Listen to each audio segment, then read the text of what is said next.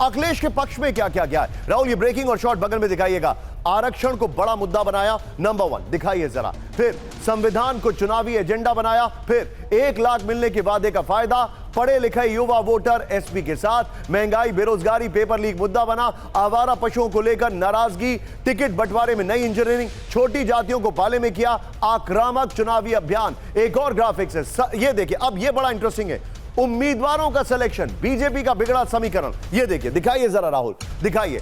अब जो हमारे पास जानकारी है वो ये देखिए, जो हम ब्रांड वॉल चेंज करिए प्लीज। ये देखिए जो जानकारी आ रही है, उम्मीदवारों का बिगड़ा समीकरण। ये देखिए, तीसरी बार लड़ाए गए, 30 में से 26 हार गए। ये देखिए जरा बीजेपी के जो नेता हैं। फिर 7 केंद्रीय मंत्री, 19 सांसद चुनाव हारे। बीजेपी ने 17 उम्मीदवार बदले थे, बदले गए कैंडिडेट्स के नतीजे बेहतर।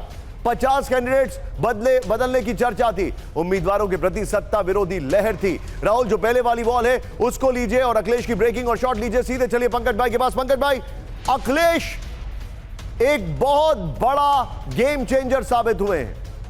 अखिलेश की अपनी ब्रांड इक्विटी बहुत ऊपर गई है, लेकिन अखिलेश की जो पावर है इंडिया अलायंस में, उसके बारे में क्या आकलन है आपका? वो न सिर्फ बड़ी होगी बल्कि क्या ये पावर अब आने वाले समय में डिसीजन मेकिंग में भी दिखाई देगी?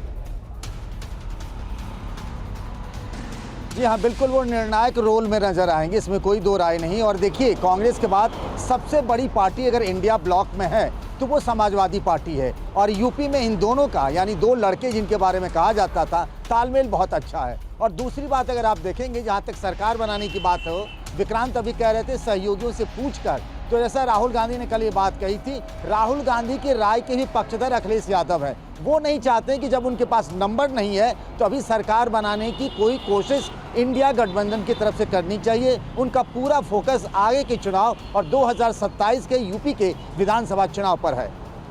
आप जो बता रहे हैं, पंकज भाई मेरे साथ बने रहिए। मैं एक और चीज आपसे पूछना चाहूंगा अभी, वो बड़ा इंटरेस्टिंग है, उसके लिए मैं आपको रोकूंगा थोड़ा। आइए राहुल, जरा ऊपर जरा चलते हैं। एससी वोट की अगर बात की जाए, जो अखिलेश की इंजीनियरिंग है और उससे क्या फायदा हुआ है, वो मैं आपको दिखाने वाला हूं। आइए जरा राहुल, दिखाइए।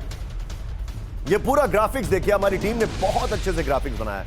देश भर में 146 सीटों पर 20% से ज्यादा एससी वोट है।